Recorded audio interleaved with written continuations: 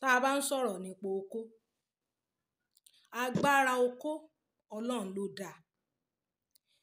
Bá a sì ṣe kà nínú ìmọ̀ tó tún jẹ́ ń tí ó ń ṣẹlẹ̀ sí gbogbo àgbáyé, òun ni pé bókó bá ṣe ń dàgbà ìmọ̀ rẹ̀ okó ni. Ọkùnrin ò nílò láti kú in active service. Ìmọ̀ bí ń ṣe sọ yún Yorùbá. Do not die in active service. Tí okó bá ti ń di éèjì kan, ó máa rẹ̀wẹ̀sì. A ti sọ̀rọ̀ nípa andropause. Ṣé rí mi ìfẹ́ mọ̀ ṣàwọn tọ́pìkì repetition. But éèjì tí studies sọ pé okó máa ń rẹ̀wẹ̀sì, ọkùnrin bá ti ń wọ 40, 45, 50. Ọkùnrin 40 míì gan ó ti ń rẹ̀. Now, àti ṣe wá solution sí àwọn nǹkan yẹn ni wípé kí ara lè balance up pẹ̀lú ọjọ́ orí. Ó ní pé tí ọkùnrin bá lo natural means, àkọ́kọ́ natural means ni pé ọkùnrin tó kó ẹ̀ ò bá fiṣẹ́ gbọ́n tààrà, tí ò bá lè ní obìnrin míì tàbí kó níyàwó míì, bóyá ẹ̀sìn rẹ̀ àbí religious faith ẹ̀ àbí agbára rẹ̀ àbí kò lówó lápò tó lè fi fẹ́ ìyàwó míì kó lè fi wá, because variety is a protective factor for erectile dysfunction. Fún àwọn tí wọ́n bá gbé èbò. Wọ́n fi irú àwa báyìí tá a gbé èbò, ó túmọ̀ sí pé òbò tó bá jóríṣiríṣi òbò ìmọ̀ ràn okó lọ́wọ́. Ǹtẹ́ èbò ń túmọ̀ sí náà. Ṣùgbọ́n ọkùnrin tó bá mọ̀ pé òun ò lò lọ́tọ̀ lè fi fẹ́ ìyàwó àbó òun ò lágbára àti ní obìnrin míì, kọ́ mọ́ jẹ èso, kọ́ mọ́ ṣeré ìdárayá exercise, mọ́ jẹ bí apple, kùkùmbà, mọ́ jẹ bọ́ọ̀lì, àtẹ̀pà. Gbogbo irú àwọn nǹkan yẹn máa ń help okó, sì máa ṣe exercise. So orí gbogbo oògùn èbò tẹ́ ń kó jẹun, ọlọ́mọjà gbé bàbá relé lójijì o nínú ìrìn àjò bókó ṣe ń ṣiṣẹ́. Okó ẹni tọ́jọ́ orí ẹ̀ bá ti ń wọ 50, 60 and above, o ò lè sọ pé bókó ẹ̀ ṣe ń ṣiṣẹ́ nígbà tó yọ̀ǹgì ló kórè ọmọ ṣiṣẹ́ ní ìsìn. Tó bá wá mú oríṣiríṣi oògùn tó ń lò, ẹni tó fẹ́ tó ń torí ẹ̀ lóògùn kókó rẹ̀ tó kórè ò fi gbogbo ara ṣiṣẹ́ mọ́. Unfortunately, ẹni yẹn kò lè ní ìtẹ́lọ́rùn. Why? Because òun kò bẹ́ẹ̀ ro kan pé ọjọ́ orí ti ń setting. So tó bá go the natural way, pé bóyá one of the natural way tó wà workable ó ní kó owó bò tuntun. Tó bá sì lè wá òbò tuntun tó lè fẹ́ yàwó mi, tó ìgbé ayé bókó ẹ̀ sì ṣe ń ṣiṣẹ́ kò tẹ́ ẹ lọ́rùn, wá èso kó mọ́ jèso. Èmi ò lágbo ọ̀dà, ṣùgbọ́n oríṣiríṣi àgbo mi wà tí wọ́n ti po kẹ́míkà mọ́. Ọlọ́mọjà kẹ́mi rè ọmọ kèkúrú. So yọ ọba hùn ńlá ṣe ní tẹ́ ẹ bá sì yọ̀ǹgì tẹ́ ẹ kéré tọ́lọ́run ti kẹ́yìn tẹ́ ẹ ti níyàwó, ẹ lo okó yín bó ti tọ́ àti bó ti jẹ ní àkókò tẹ́ ẹ wà kékeré. Ńgbà bá di wípé ẹ ti ń dàgbà, ẹ ti ń wọ 50, ẹ ti ń wọ 60, ẹ ti ń wọ 70, ẹ̀jẹ̀ tó máa gbé okó dúró for a long period of minutes kò lè sí lára mọ́. Fúnra body system ló máa yín agbára ìdóbò sílẹ̀ kí ọjọ́ orí ẹni yẹn kó má bàa láti correct ọjọ́ orí. There is a system tá à ń pè ní homeostatic system. Homeostatic system yẹn ni system tó ń regulate ara, tó máa ń keep inside constant despite that the outside is changing. So nature ló reduce agbára ìdóbò fún ọkùnrin nítorí ọjọ́ orí rẹ̀. So tí wọ́n bá wá ń lo àwọn oògùn èbó láti mú kókó ẹ̀ lè at that age, you are working against nature. Ọlọ́run má jẹ́ òkúkú òjijì. So yí àbáhùn okó tó bá ti rọ̀ ọjọ́ orí máa ń fà. Àwọn tó bá sì ti ń experience irú nǹkan bẹ́ẹ̀ yẹn, ẹ mọ́ tágẹ́ẹ̀tì àárọ̀ láti mọ́ dóòbò. Ìwọ tó bá mọ̀ pé okó ẹ̀ tí ń kò dàbí ti Ṣàngó Òde mọ́ tágẹ́ẹ̀tì àárọ̀, nítorí àárọ̀ yẹn àwọn hormones ẹ̀ wọ́n ṣẹ̀ wà secreted ni, kò tí ì ṣe wàhálà kankan, agbára ẹ̀ sì máa tiẹ̀ pọ̀ díẹ̀. Those are the natural way to go about it. Another natural way tó bá lè ṣe fellatio tó bá lè mu okó, mú. Tó bá sì lè mú, mọ́ mú, kò mọ̀lẹ́ nìkan ló ní o mọ́ mu okó. Èmi ò tí mo kà mọ̀ ń sọ. So yí ọba hùn tó bá sì lè ṣe yẹn, wá ọ̀nà tó fi lè mọ̀ wípé ẹni tó ń complain sí kò ní lọ wà frustrated láti lo oògùn tó ráwọn ọkùnrin ọ̀láìkí kẹ́ mọ́ fọ̀rọ̀ okó mọ́ bú wọn yóò fẹ́ wá tempted láti re èrò oògùn sórí gbogbo oògùn ìbò tí ń lòun ọlọ́mọdé òkúkú òjijì. ọ̀rọ̀ okó ó yàtọ̀ sọ̀rọ̀ òbò.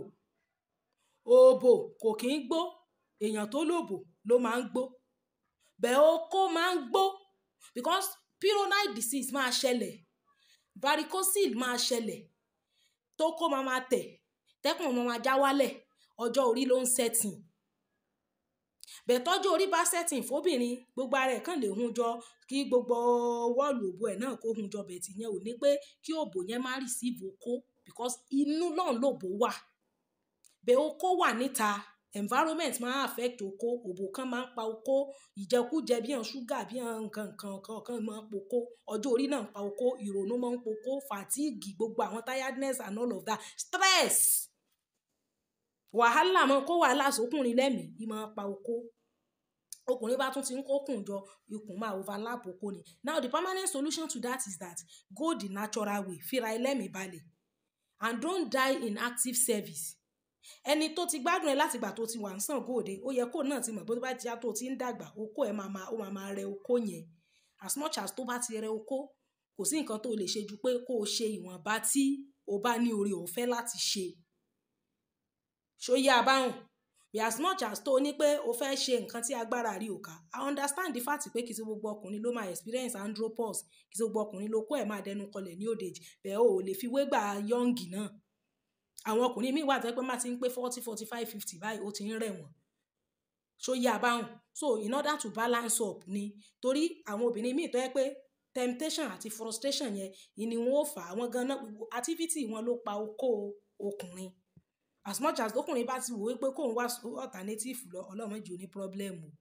àwọn àgbo tá à ń sọ̀rọ̀ nípa wọn ó wà fún àwọn exceptional cases bíi infection, ẹni tó jẹ́ pé infection ló fa okó kíkú tiẹ̀, tàbí tó bá jẹ́ wípé àwọn exceptional cases wípé bóyá ẹni wọn ò tiẹ̀ lè ṣe àbókù ẹ̀ ò dìde rárá, bẹ́ẹ̀ okó tó sì ń dìde tí sì ń ṣe wọ́n bá ṣẹ́ tó kàn jẹ́ pé iṣẹ́ yẹn kò tó ti young time mọ́, you have to gbà bó ṣe rí ní ìsìn kò kúkú rí bẹ́ẹ̀ tẹ́lẹ̀ yún ní wo obìnrin so yí ọba hùn.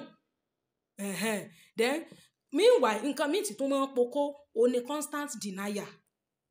àwọn obìnrin tí wọ́n ìtọ́ máa ń gbóbò pamọ́ tí wọ́n ìgbà àfọkọ wọn kìíní máa ń pokó ni torí okó tó rí tẹ́ẹ̀rí tó lé yẹn inú ọpọlọ ni erection yẹn ti wá.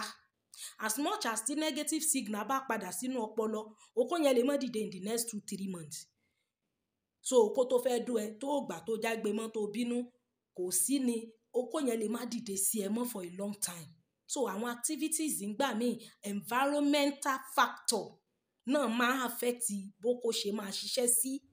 You can read more about it. So I'm part of the environment ó ní feedback tóbìnrin bá ń gbọ́ tọkùnrin bá ń gbọ́ lọ́dọ̀ obìnrin òun la ṣe sọ pé gbogbo àwọn ọ̀rọ̀ tí máa ń pokó gbogbo àwọn ọ̀rọ̀ àlùfàǹṣá gbogbo tí ò yẹ kẹ́ ẹ máa sọ lákòókò ìgbà tó kó bá fẹ́ dóbò yẹn tẹ́ bá ti ń sọ as much as you say that the okó will go down again. sọ̀rọ̀ mi yé yín so ẹ máa ṣe àwọn correction so that it will be a natural method of reviving okó instead of pé kọ́ lọ rè máa ra oògùn kọ́ máa lo oògùn èmi ò sì ń bẹ́ o.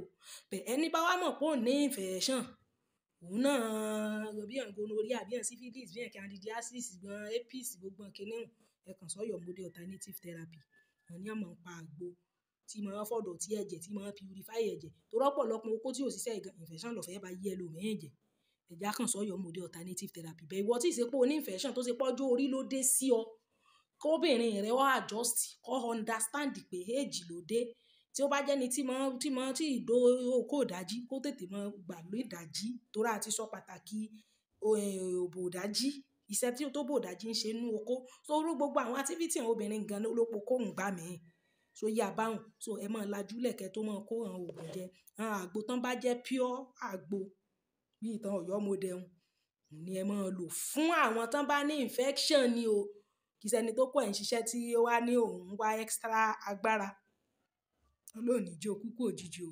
08068220707 Ọ̀yọ́ model alternative therapy ló ní nọ́mbà wọn ẹ bá ti DM wọn lórí WhatsApp wọn ẹ place order yín ẹ ṣàlàyé bí ti ń ṣe yín ìgbà míì gan ẹ nílò àgbo bàbá Ọ̀yọ́ model àwọn dókítà ìbílẹ̀ ni wọ́n tí wọ́n mọ̀ ń pa tewétegbò bọ́ọ̀ bá nílò àgbo gan wọ́n sọ fún ọ wọn ní sọ fún torí pé a fẹ́ tajà tó yá báhùn 08068220707 òní Ọ̀yọ́ model alternative therapy ẹ̀jẹ̀ àkàn sí wọn ẹ má jà gbàgbé YSR company náà ní wọ́n produce princess and honey paint gbogbo àwọn olóríire tá a fẹ́ kunlé àtàwọn àwa tá a jẹ́ landlord tá a ra lé tá a fẹ́ kun àtàwọn painter náà tá à ń wá paint tí ó mú kí iṣẹ́ wa tí ó gbèsè wa yọ ẹ̀jẹ̀ àkàn sí princess and honey paint depot wọ́n wà ní oríta Ọláìyá lóṣogbo wọ́n sì wà ń dojúkọ old governors office Lila Caps Nigeria Limited fún gbogbo àwa tá a bá nílò tá a fẹ́ ṣe consultation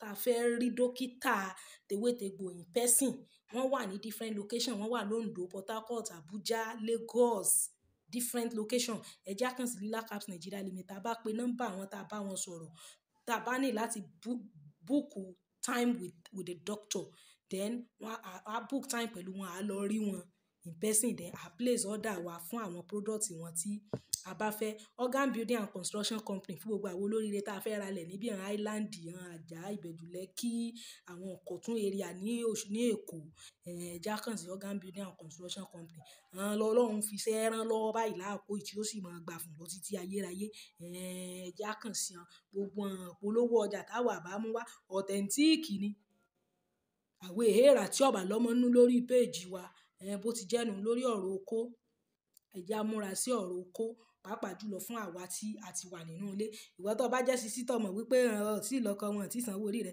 mọ́rèdókò lẹ́gà ní ẹnìkan ní sọ̀rọ̀ pàtó mọ́tàn rẹ gbogbo tó ń gbọ́ lórí social media tàbí torí pé ẹnìkan ti sọ nǹkan kan lọ wá lọ ń ṣe Ọlọ́run ò ní jí okó bá rẹ ọmọ bọ́yá tí ń sọ́gun ò ṣe ọba tán tiẹ̀ bọ́ ọnu èmi ò sì bẹ́ẹ̀ ìwọ tó mọ̀ pé lẹ́tọ̀ọ́ sóko tó mókó tó sá lọ tó móbò tó gbé pamọ́ sórí gbogbo tán parọ́ tán pé kọ́ ọmọ bínú kọ́ ọmọ bọ́kọ̀ rẹ̀ jàun òfò ọjọ́ kejì ọjà ni o òfò ọjọ́ kejì ọjà ni o mọ̀ jẹ́ wọn fọkọ rẹ o ọkùnrin ọba tí ẹsẹ̀ mí yọ ọmọ ọ̀sẹ̀ wọn tọ́ lè ṣe gbogbo kó tó ti dẹnu kọlẹ̀ kẹ́ ẹ wá solution sí bí èyí ó sì ṣe wá solution sí náà ni wípé kẹ́ ẹ go the natural way àwọn okó mi gan wà tó ṣe wípé location ibi tẹ́ ẹ ti ń dúró ní ọ̀jẹ̀ wọn ó ṣiṣẹ́ mọ́ ẹ ṣe ń jí bẹ́ẹ̀ street ẹ ṣe ń jí location ibi tẹ́ ẹ ti ń dúró yín ẹ ṣe ń jí style yóò náà wọn yìí máa ń ro okó lọ kò sí ọ̀nà bàbá ṣe live stream ń sọ fún wa ẹ ṣeun ó dàbọ̀.